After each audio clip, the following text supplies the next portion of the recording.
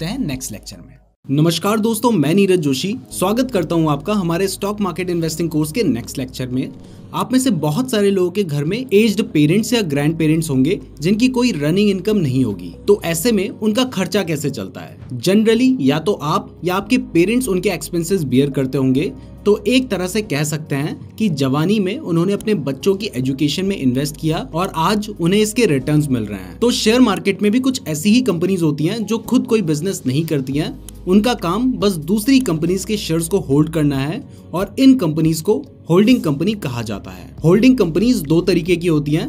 पहली, जिनका खुद का कोई बिजनेस नहीं है, उनका काम बस बाकी कंपनीज को होल्ड करना है और बस वो बाकी कंपनीज के शेयर्स को होल्ड करके ही प्रॉफिट कमाती हैं। और दूसरी वो कंपनीज जो खुद भी बिजनेस करती हैं लेकिन इसके साथ साथ दूसरी कंपनीज के शेयर्स को भी होल्ड करती हैं और दोनों तरीके से प्रॉफिट कमाती हैं। इसमें जो मेन कंपनीज अपनी इन्वेस्टी कंपनी के शेयर्स को होल्ड करती है, इन इन्वेस्टी कंपनीज को सब्सिडरीज कहा जाता है। तो आज के इस लेक्चर में हम होल्डिंग कंपनीज के ऊपर डिटेल में बात करेंगे। इन्हें किस तरीके से एनालाइज किया जाता है वो सीखेंगे और सबसे ज्यादा इंपॉर्टेंट, इन्हें खरीदने से क्या फायदा होता है वो भी जानेंगे। तो चलिए इस लेक्चर की शुरुआत करते हैं। तो सबसे पहले एक ऐसी कंपनी के बारे में बात करते हैं जिसका सोल पर्पस है दूसरी कंपनी को होल्ड करना, और वो कंपनी है कामा होल्डिंग्स।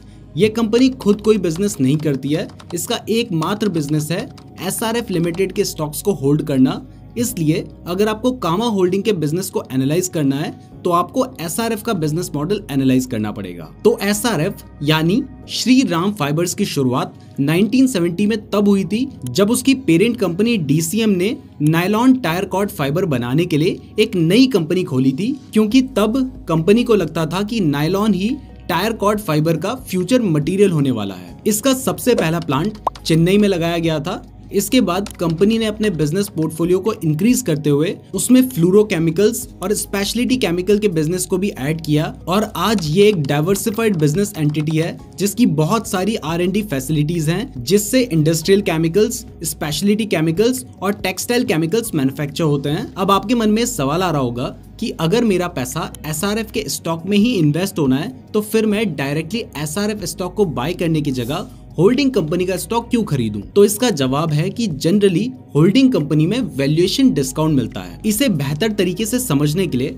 चलिए कामा होल्डिंग्स और SRF का वैल्यूएशन एनालिसिस करते हैं। तो SRF की मार्केट कैपिटलाइजेशन आज की डेट में 71,493 करोड़ है, और क्योंकि कामा होल्डिंग SRF में 75% स्टेक ओन करती है तो इस हिसाब से कामा होल्डिंग की मार्केट कैपिटलाइजेशन होनी चाहिए 71,493 करोड़ का 75% यानी 53,619.5 करोड़। लेकिन अगर आप कामा होल्डिंग की मार्केट कैप को चेक करते हैं तो आपको दिखेगा कि कामा होल्डिंग की मार्केट वैल्यू सिर्फ 8,100 करोड़ है, यानी कामा होल्डिंग का स्टॉक उसकी एक्चुअल वैल्यू से अप्रॉक्स 84.9% के डिस्काउंट में ट्रेड कर रहा है। इसका मतलब अगर आप SRF के बिजनेस को डायरेक्टली SRF के स्टॉक्स लेकर खरीदते हो तो आपको टोटल 71,493 करोड़ की कॉस्ट पड़ेगी।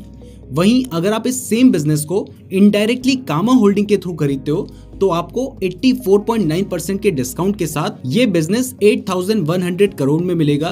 तो ये वैल्यू इन्वेस्टिंग का एक प्रोमिनेंट एग्जांपल है। अब आपके मन में सवाल आ रहा होगा कि अगर इसकी वैल्यू 53,000 करोड़ होनी चाहिए तो फिर ये कंपनी इतने डिस्काउंट में क्यों ट्रेड होती है? तो इसका रीजन है कि क्योंकि जो होल्डिंग कंपनी होती है ना, वो अपनी इन्वेस्टी कंपनी के स्टॉक्स को बेचकर वही सेम वैल्यू नहीं निकाल सकती। क्योंकि फर्स्ट ऑफ ऑल अगर वो अपने शेयर्स मार्केट में बेचने जाएंगे तो शेयर्स की सप्लाई बढ़ जाएगी, और जब किसी चीज की सप्लाई बढ़ती है तो उसके शेयर्स की प्राइस गिरती है, और ऊपर से अगर मार्केट को दिखेगा कि प्रमोटर ही अपनी कंपनी के शेयर बेच रहा है तो ये उस स्टॉक के लिए एक नेगेटिव न्यूज होगी और इससे भी शेयर की प्राइस गिर जाएगी। इसके बाद दूसरा कारण ये है कि होल्डिंग कंपनी के खुद के भी खर्च होते हैं, जैसे कि employ expense, admin expense, listing fees, annual meeting expense और भी बाकी बहुत तरह के खर्चे होते हैं जिसको इसको अपनी इनकम से ही पूरा करना पड़ता है, जिसके कारण भी ये डिस्काउंट में ट्रेड होते रहते हैं। तो इस वजह से होल्डिंग स्टॉक्स डिस्काउंट में ट्रेड होते हैं।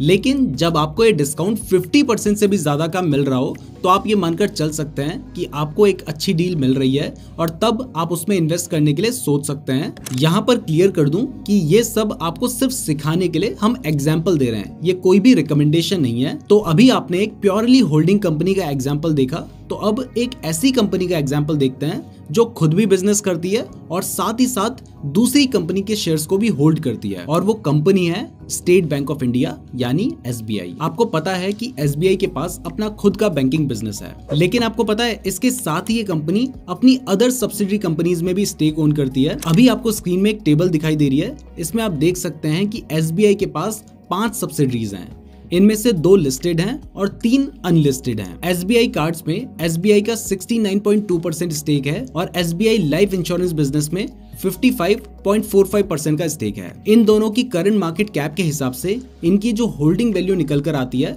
वो अभी आपको आपकी स्क्रीन में नजर आ रही है। इसके बाद जो SBI AMC यानी SBI का जो म्यूचुअल फंड का बिजनेस है वो अनलिस्टेड है, तो उसको हमने उसकी ग्रोथ और फंडामेंटल के हिसाब से 70,000 करोड़ रुपीस की वैल्यू की है, और उसमें क्योंकि SBI की 65% होल्डिंग है इसलिए उसकी होल्डिंग वैल्यू 45,500 करोड़ निकल कर आती है। इसके बाद SBI का जो जनरल इंश्योरेंस बिजनेस है वो 20,000 करोड़ का है, और क्योंकि SBI का उसमें 70% स्टेक है इसलिए SBI की होल्डिंग वैल्यू 14,000 करोड़ रुपीस बनती है। इसके बाद SBI का ब्रोकिंग और इन्वेस्टमेंट बैंकिंग का भी बिजनेस है SBI कैपिटल मार्केट के नाम से, जिसमें SBI का 100% स्टेक है और इसकी वैल्यू हमारे हिसाब से 5,200 करोड़ रुपीस के आसपास बनती है। यहाँ पर मैं आपको क्लियर कर दूं कि जो भी इसके अनलिस्टेड बिजनेस है ना, उनका वैल्यूएशन हमने अपने हिसाब से कैलकुलेट किया है, तो ये वेरी कर सकता है। इसके बाद लास्ट में आपको येस बैंक का नाम भी नजर आ रहा होगा। आपने शायद सुना होगा कि येस बैंक एक टाइम पर डूबने वाला था, तो उस टाइम SBI ने येस बैंक में 30% स्टेक लेकर उसको बचाया था, और अप्रैल में जब हम इस वीडियो को शूट कर रहे हैं उस वक्त SBI का येस बैंक में 26.14% का स्टेक है, और इस हिसाब से इसमें SBI की वैल्यू बनती है 11,312 करोड़। तो अगर इन सारी वैल्यूज को टोटल कर दें तो हमें 1,85,526.5 करोड़ की वैल्यू मिलती है। इस पर अगर हम होल्डिंग कंपनीज का 50% वाला डिस्काउंट भी लगा दें तो भी इसकी होल्डिंग कंपनीज की वैल्यू 92,763 करोड़ रुपीस बनती है। अब ये तो थी उसकी होल्डिंग कंपनीज की वैल्यू। अब इसके अलावा SBI का बैंकिंग बिजनेस भी तो है, तो अगर उसको उसकी बुक वैल्यू के 1.5 टाइम्स के हिसाब से कैलकुलेट करें तो उसके बैंकिंग बिजनेस की वैल्यू भी हमारे हिसाब से 4,46,734.2 करोड़ बनती है। तो अब अगर SBI की सब्सिडरी कंपनीज और उसके बैंकिंग बिजनेस की वैल्यू को जोड़ दें तो ये निकल कर आता है 5,39,497 करोड़। और जब हम इस लेक्चर को रिकॉर्ड कर रहे हैं उस वक्त SBI की मार्केट कैप 4,67,426 करोड़ चल रही है, यानी ये कंपनी आपको इसकी फेयर वैल्यू से 13% के डिस्काउंट में मिल रही है। इसके साथ ही मैं आपको बता दूं कि यहाँ पर हमने SBI की कुछ और सब्सिडरीज जैसे कि आंध्र प्रदेश ग्रामीण विकास बैंक और कावेरी ग्रामीण बैंक को वैल्यू नहीं किया है, क्योंकि इनके अराउंड पब्लिक में बहुत ज्यादा इन्फॉर्मेशन अवेलेबल नहीं है, इसलिए हमने इन दोनों को इग्नोर किया है। बट अगर इन्हें भी ऐड कर दें तो SBI की इंट्रिंसिक वैल्यू और ज्यादा हो सकती है। दोबारा से क्लियर कर दूं कि ये एग्जाम्पल आपको सिर्फ सिखाने के पर्पस से लिए गए हैं, ये कोई इन्वेस्टमेंट एडवाइस नहीं है। तो दोस्तों इस लेक्चर से आपको समझ आया होगा कि स्टॉक मार्केट में कुछ होल्डिंग कंपनीज भी होती हैं जो कि इस तरह से डिस्काउंट में ट्रेड होती हैं, और इन होल्डिंग कंपनीज के थ्रू आप उनकी सब्सिडरीज में डिस्काउंट में इन्वेस्ट कर सकते हैं। इसके कुछ और एग्जाम्पल आपको दूं तो आप बजाज होल्डिंग्स एंड इन्वेस्टमेंट के थ्रू बजाज ऑटो और बजाज फिनसर्व में इन्वेस्ट कर सकते हो। बजाज फिनसर्व के थ्रू बजाज फाइनेंस और Bajaj general and life insurance में इन्वेस्ट कर सकते हो। बॉम्बे बुमरा ट्रेडिंग कंपनी के थ्रू आप ब्रिटानिया, बॉम्बे डाइंग और गो एयर जैसी कंपनीज में इन्वेस्ट कर सकते हो। इसके अलावा भी काफी होल्डिंग कंपनीज हैं जैसे कि ITC, रिलायंस और इन्फो एज इंडिया लिमिटेड, जिनके थ्रू भी आप उनकी सब्सिडरीज में इन्वेस्ट कर सकते हो। तो ये होती हैं होल्डिंग कंपनीज जिनके थ्रू कई बार आपको बहुत अच्छे स्टॉक्स बहुत अच्छे डिस्काउंट में मिल सकते हैं। मैं उम्मीद करता हूँ आपको एक कंसेप्ट क्लियर हो गया होगा और पसंद भी जरूर आया होगा। तो आज के लेक्चर के लिए बस इतना ही। अब मिलते हैं